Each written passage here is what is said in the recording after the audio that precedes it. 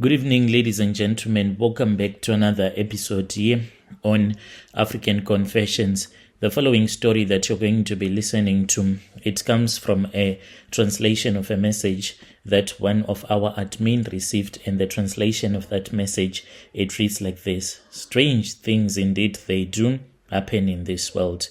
The message reads like this: Hello, Brother Nashi, how are you? Can you please post my own story as anonymous? I am a South African woman, so I brought a snake with me from Nigeria. This was like way back in those days, and at that time I was still driving my Audi Q7 that I had recently bought, and it was giving me a lot of problems, and that was some of the reasons that made me want to travel to Nigeria. For I had been told that there was someone who was bewitching me because I had a business where I was a subcontractor for Eskom. So we were busy putting electrical poles in this other village. It was a tender that was offering us a lot of money. So when that money it came in initially, as someone that would have started her own business, you will have other plans. So I quickly moved the funds from the business. Some of it I used it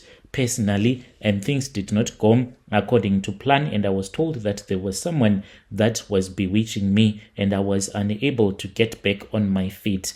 You can call me Zodwa. I am a woman living here in Gauteng. I'll just say that I am 53 years old, and I have been following these confessions for the longest time. So from the outside, right now, since I am running a consultation business, you can just think that I am someone that is just successful. So I do consultations to those ones that would want to get into contracts with governments, and that is what I mainly do. So there were times when things were so tough, when my husband had started cheating on me and I was down and out, when I spoke with another woman who was going to the same church that I was going. It was a church that was led by a Nigerian pastor, but this woman told me that a miracle did not come from within the church, but it came from another Nigerian pastor who was in his country, and I wanted to go and see him.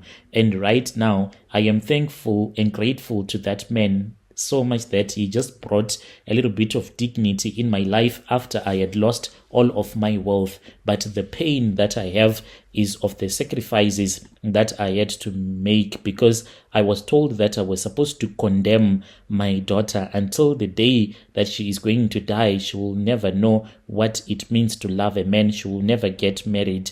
In her house, there won't be any cry of a child if it happens that she will force herself to stay with a man. Right now, she is staying with me like she is supposed to do. She has a form of a disability, and the reason as to why she has this disability, it is because of the creature that we have in our house. She does not know this. I know it.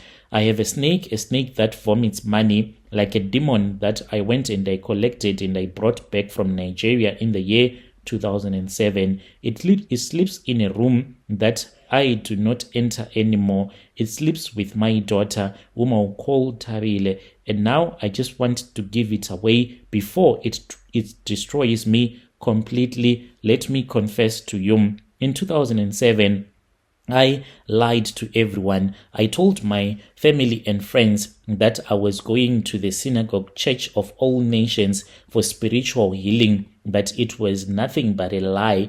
I just wanted people to believe that I was going to see the great prophet. That was an excuse. I even went to that church and posted photos outside the church, pretending as if that was where I was. But the real reason is I went to this other city in southern Nigeria to see a man who was a priest, a voodoo priest, a traditional healer. He was someone that was giving people power and money through your marine spirits. So the woman who helped me with the phone numbers, she had already told me about everything, and I agreed. When you are broke, you think like a broke person, you will agree to anything. I was someone that was in pain. My husband did not want me anymore, and I was desperate. I did not even ask how much it was going to cost me the little money that I still had in my account. I was prepared to use all of that money. I informed my bank that I was going to be leaving South Africa and going to Nigeria. If it was going to happen that I'll be making some transactions there in Nigeria, they were not supposed to be afraid for. It was I even went and I collected some US dollars from my bank. And then when I was in Nigeria, I was taken to a river and I was told to enter into that river naked. I did not even feel ashamed, even though there were male traditional healers that were looking at me. The water felt like ice, even though it was really hot. I saw eyes like human eyes that were inside the river, and something came and it was slithering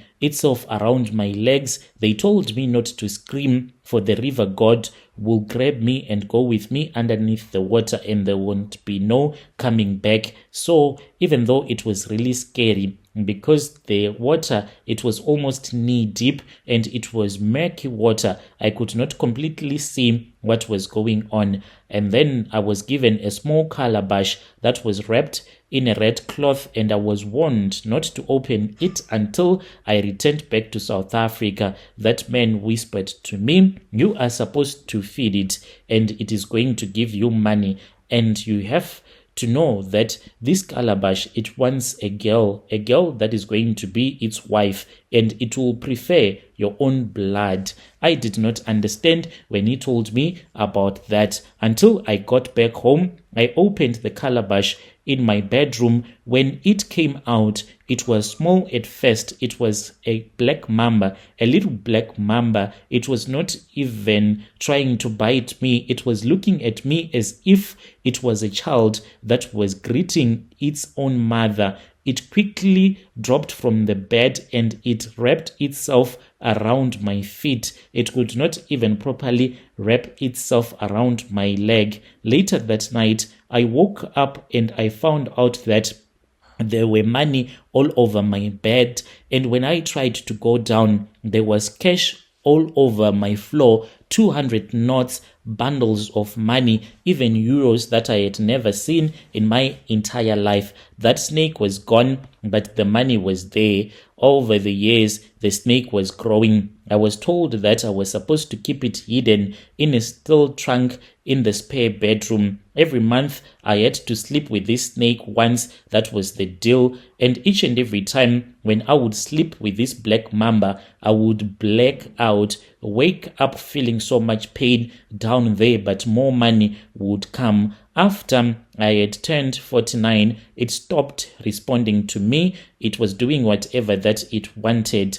And then I called the Nigerian number. It was totally dead. That woman, she since left our country, saying that she wanted to go to Europe. I had already made money and I did not even want to keep communication with him. The snake right now, it does whatever that it wants to do. Right now, my daughter, she is only 24 years old. She has so many sleepless nights. Sometimes she acts as if she is a mentally challenged woman and she has a disability, just a minor disability that makes her to feel uncomfortable going out, for it is what the snake wants. The snake does not want my daughter to hang around other people. Yet I pretend to him as if I am someone that is like very prayerful. In each and everything that I do, I pretend as if I am very prayerful. She does not date anymore. She says whenever she is with a man, she feels this itch, this kind of itchiness, and I know that it is because of that snake. The snake, sometimes I know I have those dreams. I see it sleeping underneath her bed, and there are times when she screams throughout the night. So my daughter, what I am doing to her, I just act as if my daughter, she is mentally ill, and I have been forcing her to take medication that make her to hallucinate, taking her to different therapists, and they even believe that my daughter belongs in a mental institution because of the things that she says. But what they do not know is that whatever that my daughter sees, it is for real. The visions that she sees, those visions, they are for real. It is just that I am clever. I was clever enough to make her believe that she is someone that is always hallucinating. She has a mental illness. Dear listeners, right there was a message that was sent to me by one of our admin who helped us with this translation. Strange things indeed, they do happen in this world. Let us try to speak with her in the comment section.